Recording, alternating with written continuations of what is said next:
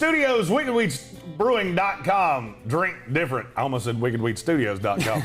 That needs to be a thing. I'm Jeremy Greene of ESPN Radio. This is Tommy Bradley, and this is the Detroit Lions 2021 win-loss projection video from the Sportsocracy. I look at Detroit completely different than I do Chicago. Yeah. Because I feel like Chicago tried to jump in the line of a rebuild to build a contender. Right. I don't feel like the Lions did that. I think they know they're not going to be good. There's grown-ups in the building now. Yep. Brad Holmes, grown up in the building. Dan Campbell, a guy that I would run through a concrete wall for. Motor City Dan. And with Dan Campbell, a first-time NFL head coach, you bring in Aaron Glenn and Anthony Lynn to be driving forces. I think Aaron Glenn will one day be a head coach in this league. Anthony Lynn already has been. And successful. I feel like you've built this team well. You took Penny Sewell at 7. Absolutely one of the best picks in the draft. And all you had to do was take the best player on the board. You did exactly what the Dolphins and the Cincinnati Bengals did not do.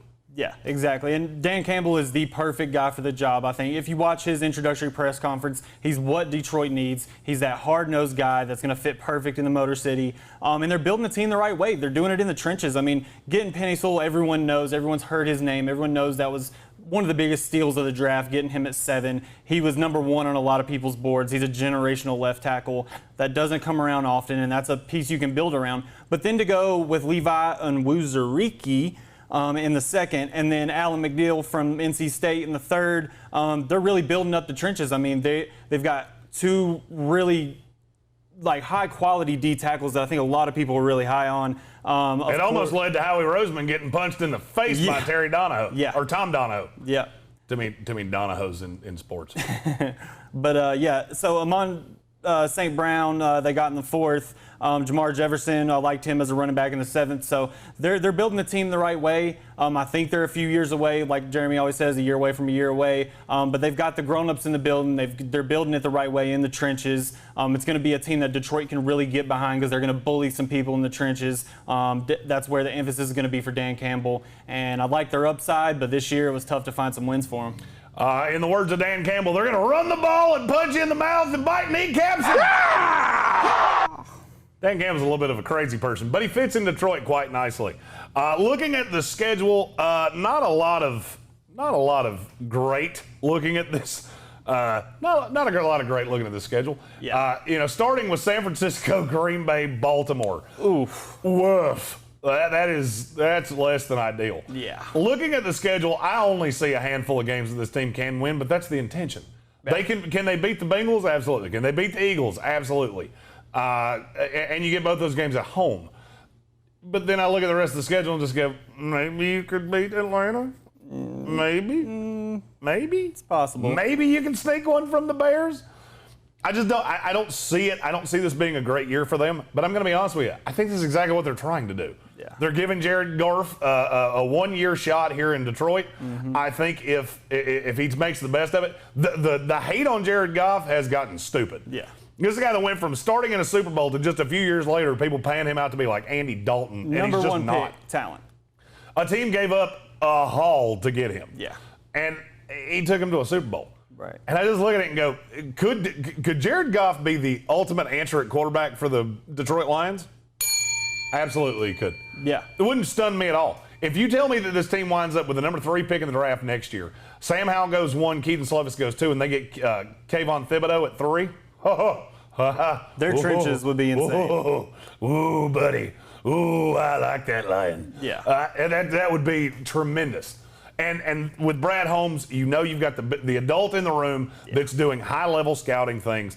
And I'm just going to be honest with you. I like where the Lions are headed more than any bad team in the league. And I know that sounds like a shot. It's really not. I have always said on the Sportsocracy, weekdays, 9 a.m., right here in the Wicked Weed Studios. Be sure to click like and subscribe to see that every weekday. Tune in. I have always said there are 2 things I want you to be in the NFL. Either be really good or be fucking terrible. Yeah. And the Lions they're surfing that for 1 more year, and then I'll be honest with you, they might be the most improved team in the league next year.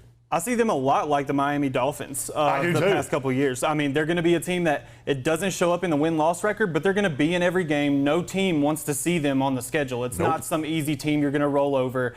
Dan Campbell's going to have those guys motivated, ready to punch and fight and kick and claw and bite kneecaps. And So yeah, I really like them, and I think they are a year away from a year away, but they're in the perfect position because they have foundational building blocks.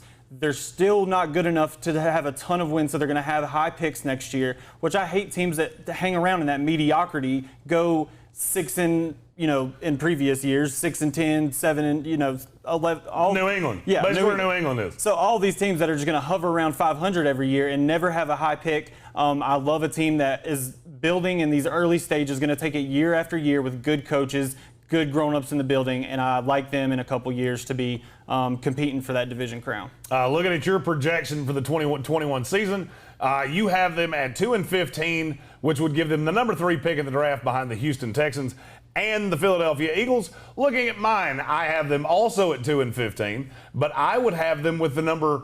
I would actually also have them with the number 3 pick in the draft behind the Texans and the Bengals.